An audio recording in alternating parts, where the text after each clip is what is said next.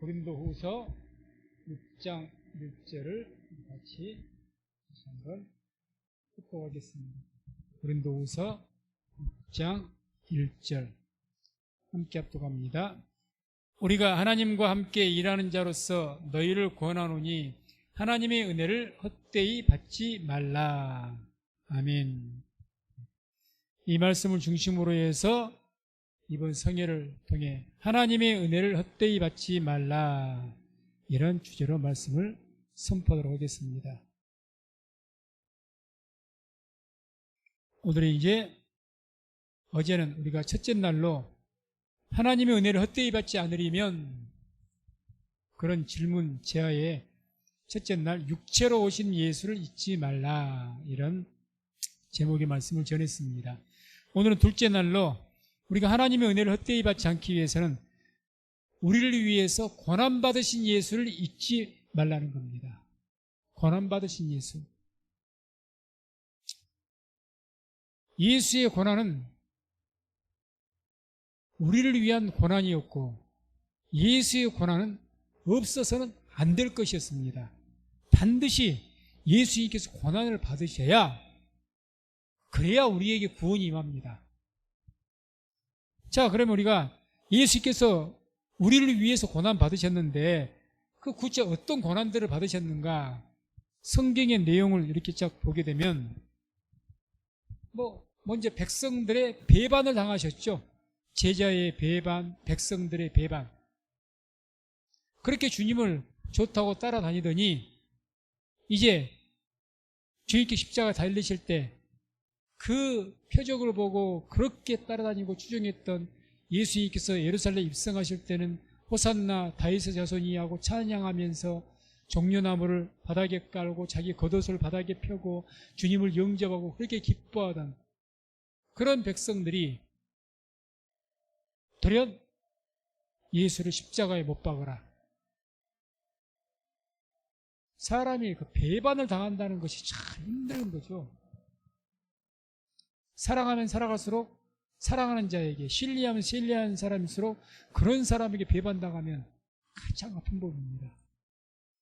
아마 가룟 유다의 배반이 예수님께는 가장 깊은 아픔이 됐을 겁니다. 아픔이 됐을 거예요. 아무튼 그런 배반들, 그리고 빌라도에게, 그런 이방인들에게 신문을 받으셨다는 겁니다. 헤롯 왕과 같은 그런 파렴치한에게 신문을 받으신 겁니다. 얼마나 이게 처참한 일입니까? 하나님의 아들이신 예수님께서 그런 자들에게, 아마 모르기는 유대인들도 그런 이방인들 앞에서, 헤롯 왕과 같은 사람 앞에서 신문 받는 것은 대단한 치욕으로 이를 겁니다. 아마 혀를 물고 자결하고 싶을 거예요. 아주 과격한 그런 유대인들은. 내가 하나님의 자녀인데 너 따위에게 내가 신문을 받겠느냐, 그러지 않겠습니까? 그런데 하나님의 아들이신 예수께서 신문을 받으신 거예요. 이건 참으로 견디기 힘든 고난이죠. 멸시당하셨습니다. 조롱당하셨습니다. 심지어는 침뱉음을 당하셨습니다. 예수에게 침을 뱉었어요. 그리고 갈대나무를 가지고 예수님 머리를 톡톡 치면서 예수님을 조롱했습니다. 네가 유대인의 왕이냐? 그 앞에서 무릎을 꿇으면서 왕이여 평안할지어다, 가시 밀려곤을 씌우면서 얼마나 조롱을 했는지 모릅니다. 인간인 우리도, 일반적인 인간인 우리도 그런 멸시와 조롱 이런 걸 받으면요 정말 견디기 힘들 겁니다. 정말 견디기 힘들죠. 채찍에 맞으셨습니다. 40에 하나 감한매. 그 채찍은 일반적인 채찍이 아닙니다. 로마인들의 그 채찍은.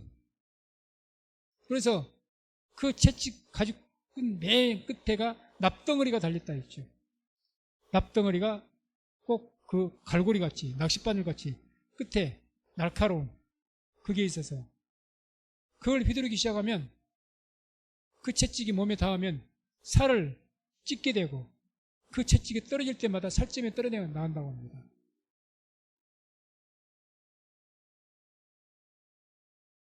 그러니까 그 이상 채찍을 많이 맞으면 그 채찍 맞다 죽는 거죠. 과다출혈로. 그런 채찍을 맞으셨고 십자가에 못이 박히셨습니다. 십자가에. 그 십자가 그 높이에 사람이 밧줄로 묶여도 어마어마하게 힘들 겁니다. 사람의 체중이 있기 때문에 처지잖아요. 얼마나 아프겠습니까? 그런데 그 예수님의 우리가 흔히 말하는 손에 못자국이 있다는데 학자들에 의해서는 손이 아닐 것이 손에 거기에 못자국이 생기면은 거기다 못을 박고 사람 달면 찢어져서 사람이 떨어질 수밖에 없답니다. 무게가 있기 때문에. 그래서 아마 이 손목에 여기가 뼈가 두꺼우니까 이 사이로 못을 박았을 것이다. 그게 맞을 것 같습니다. 그래야 그 뼈가 딱 걸려가지고 안 떨어지거든요. 예수님의 발에다가 발을 포개서 그 위에 정으로 못으로 박았습니다. 그 못으로 박을 때 뼈가 바스러지지 않았겠습니까? 그렇게 달리셔서 몇 시간을 정확하게는 알 수가 없지만 최소한 8시간을 달리신 겁니다.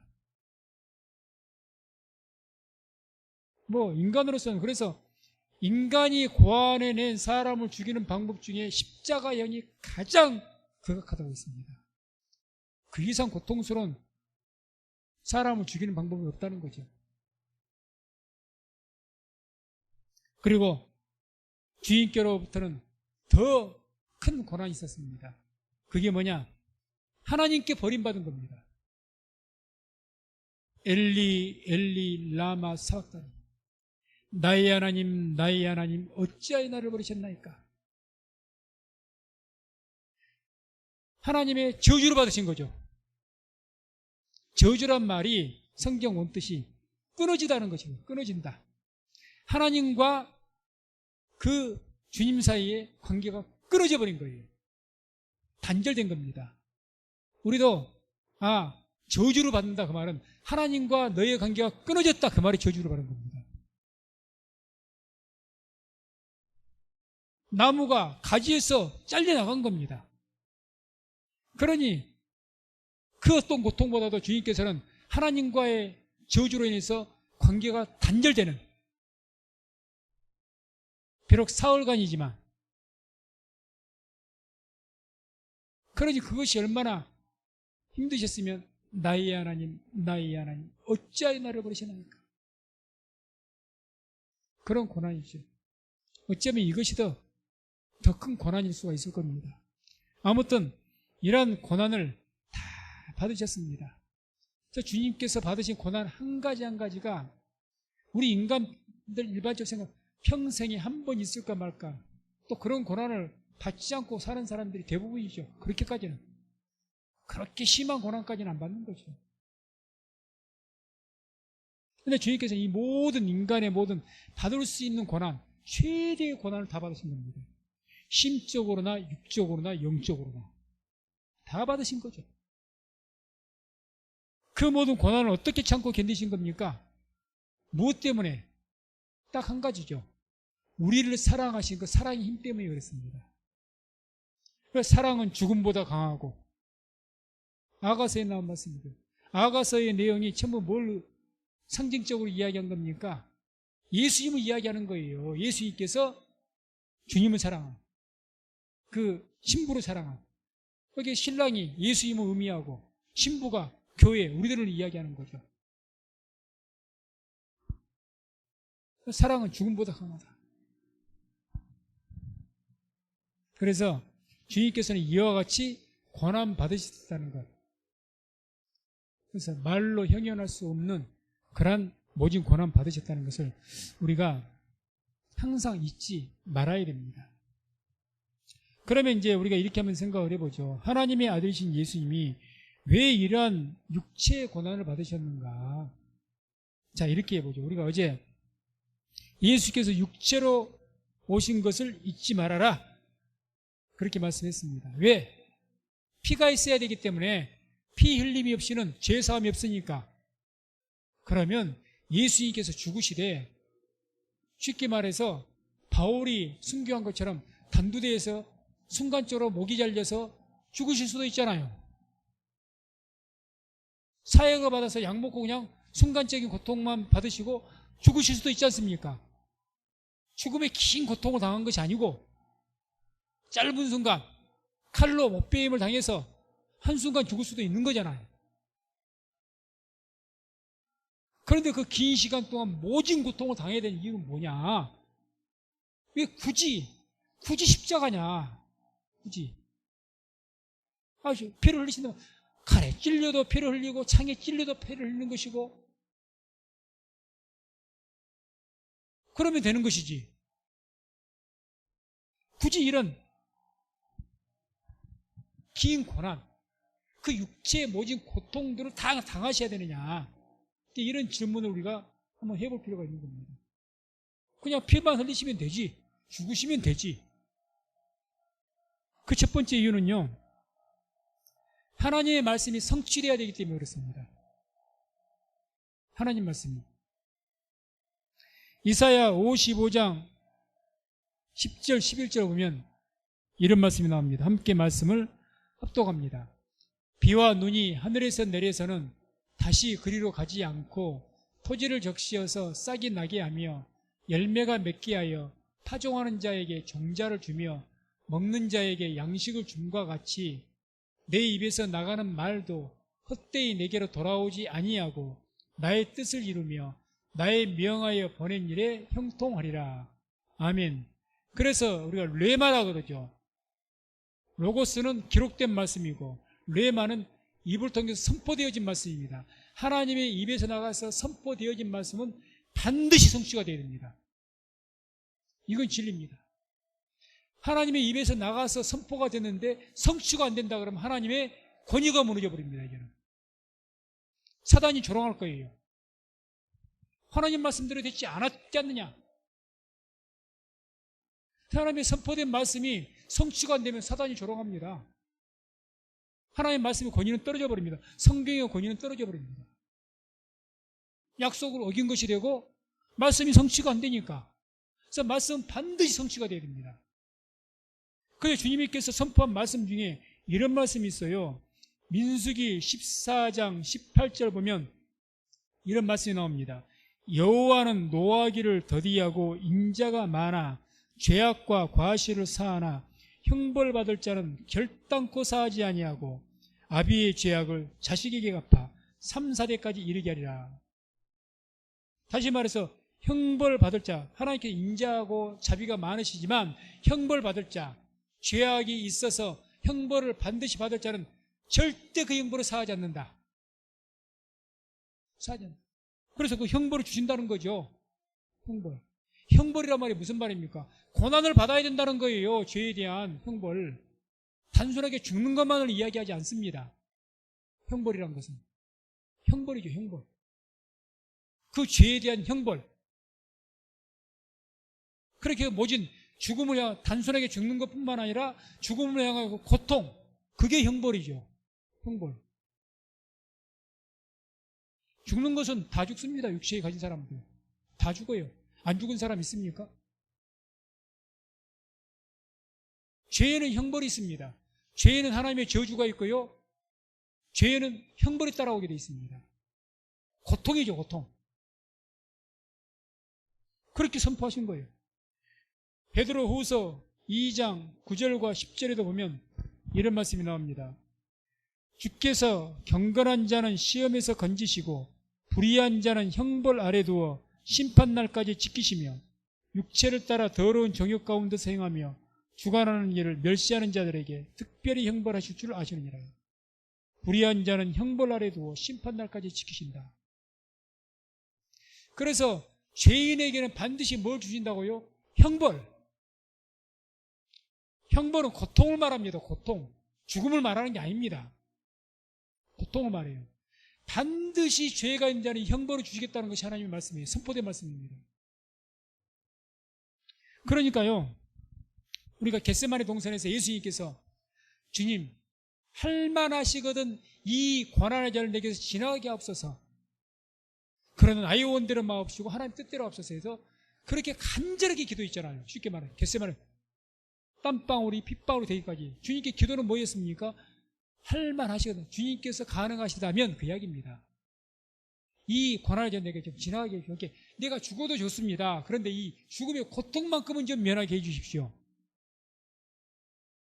긴 고통이 아니라 죽을 땐 죽을지라도 이 긴 고통의 잔은 좀 지나가게 해달라는 겁니다.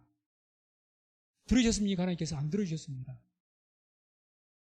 그대로 십자가의 고통을 당하게 하신 거예요. 왜요? 바로 이 말씀 때문이죠. 하나님 말씀이 선포가 되었습니다. 예수께서 우리의 죄를 다 담당하셨는데, 우리 죄를 지갑 지셨는데 형벌을 안 받으면 안 되는 거죠. 하나님께서 죄의 저주 속에서 죽음이 오는 거예요. 죄의 삭은 사망이니까 죽음이 왔고, 죽음뿐만입니까? 형벌까지 있다. 형벌. 형벌을 피하면 안 되는 거죠. 그 형벌이 받으셔야 하나님 말씀이 완전한 성취가 되는 겁니다. 그래서 주님께서 그냥 한 칸에 죽으시면 됐지, 피를 흘리시면 됐지, 굳이 그런 십자가의 그런 무서운 형벌 받으셔야 됩니다. 또 그런 형벌도, 이렇게까지 무서운 형벌은 왜 그렇게 십자가형 같이 가장 무서운 형벌을 받으셔야 되는가? 그만큼 하나님께서 죄를 저주하시고 죄를 가증스럽게 여기시고 죄를 미워하신다는 반증입니다. 형벌이요, 우리의 죄를 그만큼 가증스럽게 여기는 겁니다. 우리의 모든 가증스러운 죄, 극도로 하나님의 노를 격발할 만한 그런 죄악들에 의해서 하나님의 진노와 분노의 그 형벌이 그만큼 무서운 겁니다. 그것을 누구에게다 쏟아부은 겁니까? 우리에게 임해야 될 그 진노가 예수님에게다 쏟아져 부어버린 거예요. 예수님에게. 그러니 그 고난의 형벌이 얼마나 컸겠습니까? 형벌이 큰 거죠. 또 성경에 신명기 21장 22절 23절 보면 이런 말씀이 나옵니다. 사람이 만일 죽은 죄를 범함으로 내가 그를 죽여 나무 위에 달거든 그 시체를 나무 위에 밤새도록 두지 말고 당일에 장사하여 내 하나님 여호와께 내게 기업으로 주신 땅을 더럽히지 말라. 나무 위에 달린 자는 하나님께 저주를 받았습니다. 나무에 달린 자는 이미 예시가 된 거죠. 예수께서 나무에 달리실 것. 죄인은 나무에 달려서 하나님의 저주 가운데 죽게 될 것이다. 이미 예언이 되어 있는 겁니다. 이 말씀이 성취가 된 거죠. 그래서 갈라디아서 3장 13절에 이런 말씀이 나옵니다. 함께 말씀 합독합니다. 그리스도께서 우리를 위하여 저주를 받은 바 되사 율법의 저주에서 우리를 속량하셨으니 기록된 바 나무에 달린 자마다 저주 아래 있는 자라 하였습니다. 아멘. 이게 다 이미 선포되어진 말씀이죠. 죄가 있는 자는 저주를 받을 것이다, 형벌을 받을 것이다. 이미 성경에 예언되었고 선포되어진 말씀입니다. 이 선포되어진 말씀이기 때문에 반드시 성취가 돼야 돼요. 반드시. 성취가 되지 않으면 하나님의 말씀의 권위를 잃어버립니다. 생명력을 잃어버립니다. 우리가 성경을 보게 되면 요한복음 19장 28절 이런 데를 보게 되면 예수님께서 성경 말씀을 응하게 하시기 위해서 행하신 행동들이 나옵니다. 이런 비슷한 일들이 몇 가지 나오는데 특별히 요한복음 19장 보면 이런 말씀이 나와요. 성경으로 응하게 하리라 하사 가라사대 내가 목마르다 하시니. 성경의 말씀이 구약 성경에 오실 메시아가 어떻게 한다고 했습니까? 신포도주로 마실 것에 대해서 예언이 돼 있어요.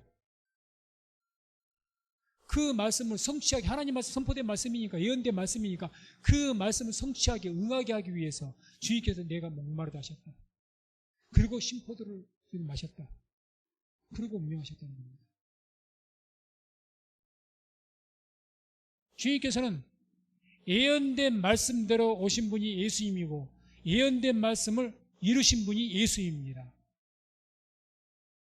모든 삶이 하나님 말씀을 성취한 거죠. 고난도 왜 고난을 그대로 받으십니까? 말씀을 성취하기 위해서.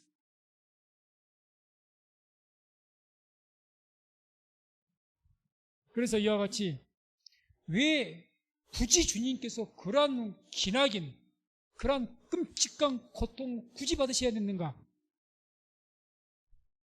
하나님 말씀을 성취하기 위해서입니다. 죄는 형벌이 있다는 거죠.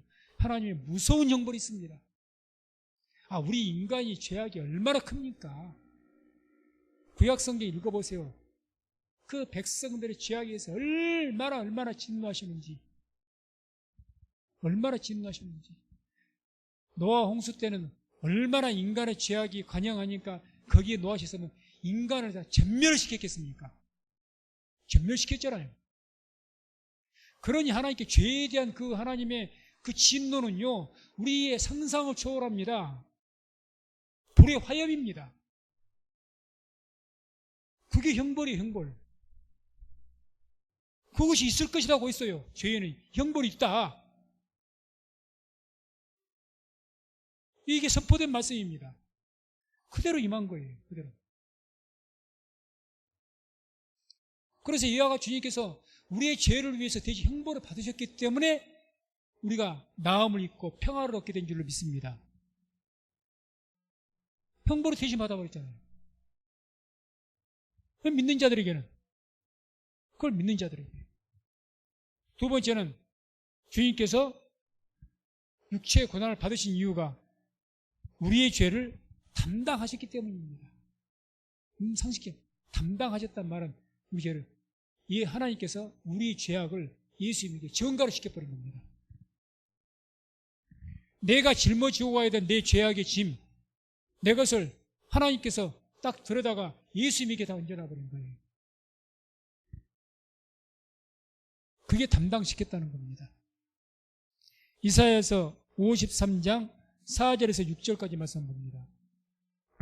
말씀을 함께 합독합니다. 그는 실로 우리의 질고를 지고 우리의 슬픔을 당하였거늘 우리는 생각하기를 그는 징벌을 받아서 하나님에게 맞으며 고난을 당한다 하였노라. 그가 찔림은 우리의 허물을 인함이요 그가 상함은 우리의 죄악을 인함이라. 그가 징계를 받음으로 우리가 평화를 누리고 그가 채찍에 맞음으로 우리가 나음을 입었도다. 우리는 다 양 같아서 그릇 행하여 각기 제 길로 갔거늘 여호와께서는 우리 무리의 죄악을 그에게 담당시키셨도다. 아멘. 우리의 모든 죄악을, 그 무서운 죄악, 형벌을 받을 수밖에 없는, 하나님의 진노의 형벌을 받을 수밖에 없는 그 형벌을 누구에게 담당시켜버린 겁니까? 예수님에게. 그러니 우리가 그 예수님의 고난을 잊지 말아야 됩니다. 주님께서 그런 모진 고통을 당한 십자가를 묵상할 때 왜 이와 같이 끔찍한 고통을 당하셨을까? 그것은 하나님 말씀대로 우리에게 임할 형벌을 주님이 받으셨기 때문에 그렇습니다. 내가 받을 고통이에요. 우리 죄인들을, 우리의 죄악을 하나님께서 그렇게 몸서리치도록 싫어하십니다. 그 진노가 불같아요, 불같아요. 하나님께서 참 노아 홍수 때뿐만 아니라 모세 때에도 출애굽에서 백성들이 배반하라고 그러니까 뭐라고 합니까? 내 임조 싹 쓸어버릴 거라고 하지 않습니까? 진노하셔갖고. 그걸 중보해서 모세가 말리잖아요. 차라리 나를 하나님의 생명이 지어버리더라도 이 백성들을. 그 이제 모세가 이제 예수님을 상징하는 것이기 때문에 그만큼 하나님이 죄에 대한 진노가 크다는 것. 그러니까 우리가 죄를 쉽게 생각하면 안 됩니다. 우상숭배죄, 특히 우상에 관련된 죄 가장 큰 죄가 되죠. 흉내도 내지를 말아야 됩니다. 근처에도 가지를 말아야 됩니다. 끔찍하게 싫어하십니다. 하나님께서. 끔찍하게. 이런 이유 저런 핑계 없습니다. 그 우상숭배죄 스치기만 해도 저주가 납니다. 분명합니다. 분명해요. 소홀하게 생각해서 뭐 어떤 인간적인 편의에 의해서 가볍게 생각하고 같이 우상자들과 같이 멍해를 같이 하고 쉽게 생각해서 하나님은 그걸 쉽게 보질 않습니다.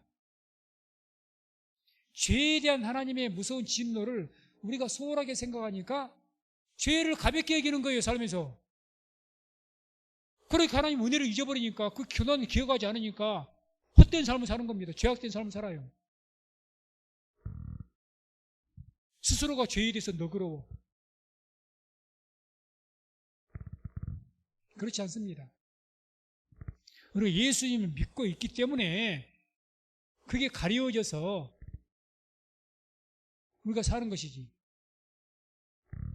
우리가 그 하나님의 그 예수님의 고난을 절대로 잊어서는 안 된다는 거죠. 이걸 우리가 깊이 우리가 생각해야 우리가 살 때 주님의 은혜를 헛되이 받지 않는 겁니다. 그걸 생각하면 생각할수록 그 주님의 고난을 생각하면 생각할수록 내가 쉽게 살지를 못하죠. 어떻게 죄를 짓고 살겠습니까? 뭐 예수님은 다시 한번 십자가에 못 박을 일 있습니까?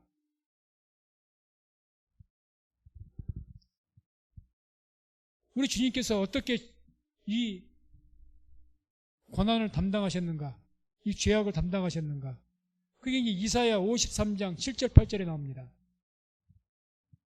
그가 곤욕을 당하여 괴로울 때에도 그 입을 열지 아니하였으며 마치 도수장으로 끌려가는 어린 양털 깎는 자 앞에서 잠잠한 양같이 그 입을 열지 아니하였도다. 그가 곤욕과 신문을 당하고 끌려갔으니 그 세대 중에 누가 생각하기를 그가 산자의 땅에서 끊어짐은 마땅히 형벌받을 내 백성의 허물을 인함이라 하였으리요. 마땅히 형벌받을 내 백성, 마땅히 형벌받을 우리 위해서 고난 받으셨는데 어떻게 이 고난을 받으시며 담당하셨냐? 그 입을 열지 아니했으며 괴로울 때에도 곤욕당할 때도 입을 열지 않았습니다. 신문할 때도 입을 열지 않았습니다. 빌라도가 그럽니다. 내가 너를 놓을 권세도 있다. 아무 말씀을 안 하니까 자신을 변호하지도 않고 그저 예수님께 잠잠하고 계시니까 불의한 자들에 대해서 저항하지 않았습니다. 이들이 하는 얘기는 불의합니다. 잠잠하신 것은 옳은 일에 대해서 내가 맞는 것에 대해서 내가 뭐 저항하지 않는 건 그건 당연한 거죠. 할 말이 없을 테니까. 근데 주님께 무슨 죄가 있습니까? 이방인 빌라도도 내가 이 예수에게서 아무 죄를 못 찾겠다. 아니 심판장인 빌라도가 그렇게 이야기를 해요. 그러면 당사자는 얼마나 할 말이 많아야 됩니까? 봐라. 여기 있는 빌라도 총독도 내가 죄가 없다 하지 않는데 너희가 무슨 말이 있느냐? 할 말이 많아야죠. 우리가 억울한 일 당하면 할 말이 많죠. 얼마나 할 말이 많은지 모릅니다. 그래서 나에게 억울한 어떤 것을 뒤집어서 막 대항을 하고 따지고 이렇게 할 겁니다. 근데 주님께서는 잠잠하셨답니다. 도살장으로 끌려가는 양같이 아무 말씀 안 하시고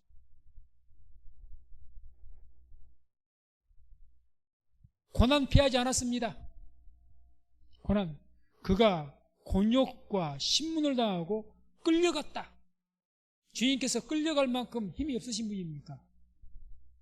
12영 더 되는 천사를 동원해서 얼마든지 물리칠 힘과 능력이 있으신 분입니다. 그런데 끌려가신 거죠. 질질 끌려가신 거죠.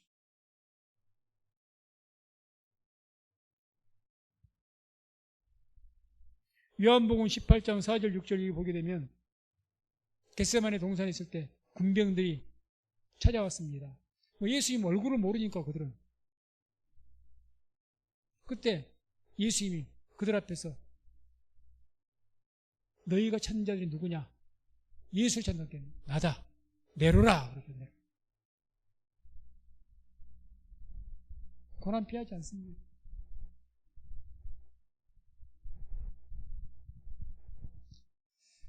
이런 주님의 모습 보면서 우리가 본을 받는 삶을 산다면 저는 참 이번 의사들 그 파업을 보면서 거기에는 뭐 연세대학교 의대도 있으니까 정말 하나님 믿는 분들 많을 건데 이런 말씀 묵상을 해보지 않았을까요? 그런 생각이 듭니다. 어찌 보면 저는 좀 극단적으로 생각하면 지금 의사들이 환자의 생명을 볼모로 해서 인질극 벌이고 있는 것 아닌가 이렇게까지 생각이 됩니다. 파업을 하면 물론 자기들의 정당한 주장이 있으면 자기들의 본업을 하면서 쉬는 시간에 모여서 다른 방법으로 언론을 통하든지 다른 방법을 통해서 힘들더라도 멀더라도 그렇게 해야 되지 않겠나. 왜? 다른 문제가 아니라 환자의 생명이 달렸지 않습니까? 근데 그거 볼모로 자꾸 지금 인질극 벌이고 있는 거예요. 응? 흡사 강도가 인질 하나 잡아가지고 내 요구 조건 들어달라고 안 들으면 이거 죽이겠다고. 뭐가 다릅니까? 아니 그래요. 의사들 말이 우리는 뭐 그 어떤 정치적인 것 이런 거 저도 잘 몰라요. 그러니까 의사들이 말이 100% 맞는지 정부의 말이 맞는지 그것까지는 모르겠습니다. 근데 옛날부터 정부에서는 이미 증언을 하지 않으면 우리나라가 앞으로 의료 대난이 오게 된다 할 수밖에 없다 해서 벌써 두 번째 정부에 옛날 정부 두 번에서 이미 했지만 의사들이 워낙에 강하게 파업을 하니까 두 번 다 실패를 했던 경험이 있습니다. 그래 필요성을 다 알아요. 다 합니다. 어쨌든 본인들이 옳다 할지라도 방법은 완전히 다르다는 거죠.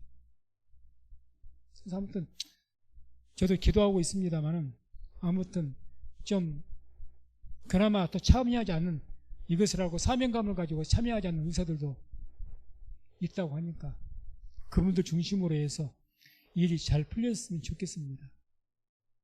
아무튼 자 주님께서는 왜 이렇게 힘이 있음에도 불구하고 끌려가시고 얼마든지 할 말이 불의한 자들에게 당하는데요. 내가 억울한데요.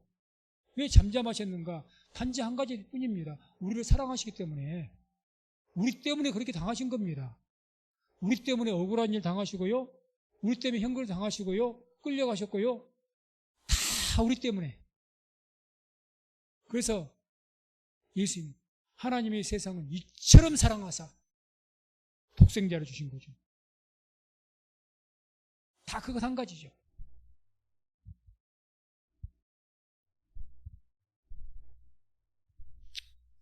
그래서 예수님은 아마 보시니 그렇게 고난받으신 것이 하나님께서 자신에게 주신 사명으로 여기신 것 같습니다.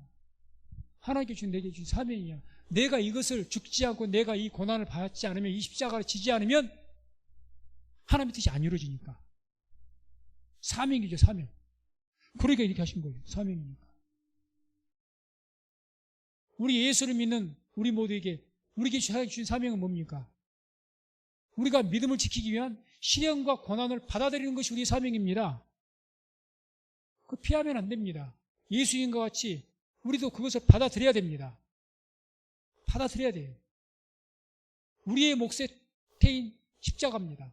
찬송가에 나온 것처럼 우리의 몫에 십자가죠. 내가 짊어져야 될 십자가. 그게 바로 우리가 믿음을 지킬 때 필연적으로 따라오는 믿음의 시련과 고난들이라는 거죠. 이건 이제 내가 져야죠. 이 짐은 주님께서 짊어진 그 짐보다는 훨씬 쉽고 가볍습니다. 예수님 말씀처럼. 그러죠. 주님께서 지신 십자가하고 비교를 할 수가 있습니까? 이렇게 주님께서 우리를 사랑하라 심으로 고난을 받으신 결과 그 결과가 어떻게 됐느냐? 53장 5절입니다. 이사야서. 함께 말씀 합독합니다. 그가 찔림은 우리의 허물을 인함이요 그가 상함은 우리의 죄악을 인함이라. 그가 징계를 받음으로 우리가 평화를 누리고 그가 채찍에 맞음으로 우리가 나음을 입었도다. 아멘. 주인께서 징계를 받고 채찍에 맞으셔야 우리가 평화를 누리고 나음을 얻습니다. 만약에 주인께서 이 채찍 맞으시고 십자가 고난당하지 않으면 우리에게 평화가 없고 나음이 없습니다. 계속 주의 형벌이 있을 수밖에 없는 거예요. 주님께서 우리 대신 그렇게 고난을 당해 주셔야 됩니다. 대신해서. 왜? 하나님 말씀이 선포가 됐거든요. 그 말씀이 이루어져야 되니까. 그 말씀이 돼야 되니까.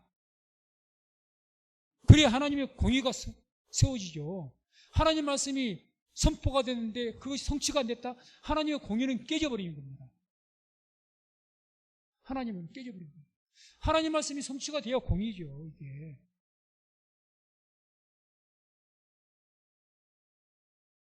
성취가 돼야 돼요. 그래서 말씀을 맺습니다. 우리의 구원은 결코 값싼 구원이 아닙니다. 값싼 구원이 아니에요. 우리는 은혜로 구원을 받았지만 결코 값싼 구원이 아닙니다. 정말 우리의 상상 모두 초월하는 그런 모든 하나님의 저주와 하나님의 그 무서운 형벌을 주인께서 다 받으셨기 때문에 그 죄의 값을 다 치르셨기 때문에 우리가 구원을 받은 줄로 믿습니다. 이걸 잊지 말아야 됩니다. 이걸 잊지 말아야 죄가 얼마나 무서운 결과로 나온 것인지를 우리가 알게 됩니다. 그래야 우리가 살아갈 때 죄에 대해서 몸서리를 치게 되어 있습니다. 성경 어느 구절인지 정확하게 기억이 잘 안 납니다만 바울이 그런 이야기했죠. 너희가 아직 죄와 싸우되 피 흘리기까지 싸우지 않았다. 죄와 싸울 때 피 흘리기까지 싸워보신 적 있습니까? 저도 없는 것 같아요. 마음의 양심이 조금 찔리기도 했고 앞으로 그러면 안 되겠지. 하나님 용서해 주세요. 피 흘리기까지 땀도 안 흘렸다고 봅니다. 내가 이 죄와 싸워서 이기기 위해서 땀이라도 흘렸나? 그만큼 몸부림이라도 쳐봤나? 그럼 몇 번 없는 것 같아요. 정말 옷을 찢는 것이 아니라 마음을 찢고 가슴을 치면서 통곡하면서 죄를 위해서 회개했던 적이 있는가? 얼마나 너가 있었느냐? 저도 유구무원입니다. 왜 그럴까? 그러면 나는 그동안 의롭게 살아와서 그런가? 결코 아니라고 봅니다.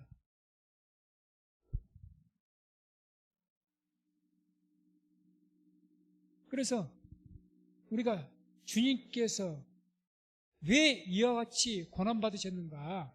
이 무서운 형벌을 받으셨는가? 이걸 우리가 깊이 묵상하고 잊지 말아야 하나님이 죄에 대한 그 저주와 형벌이 얼마나 무서운가를 알게 됩니다. 그 진노가. 그래야 죄악만 딱 나타나도 벌벌 떨게 되어 있는 거죠. 그러니까 성경 말씀대로 그렇지 않으니까 죄에 대해서 담대하게 행하는 거예요. 담대하게. 우리나라 속담으로 바늘도둑이 소도둑 된다. 얼마나 자신에게 남에 대해서는 비판을 하고 정죄하는데 나에 대해서는 얼마나 관대한지를 모릅니다. 제 자신부터가. 관대하죠. 뭐 이럴 수밖에 없었는데 어떡해. 뭐 그럴 수밖에 없었지. 여러 가지 핑계와 합리화를 다 시켜버립니다. 과연 괜찮을까? 너희가 하나님의 오래 참으심과 그런 하나님의 관용을 너희가 멸시하느냐고 그러죠. 하나님께 오래 참으시니까 형벌이 없는 줄 아느냐? 아니요. 예수 믿어도 회개하지 않으면 형벌 저주 반드시 있습니다. 잊지 말아야 됩니다. 그래서 이런 예수님의 고난을 잊질 않아야 우리가 하나님의 은혜를 헛되이 받지 않습니다.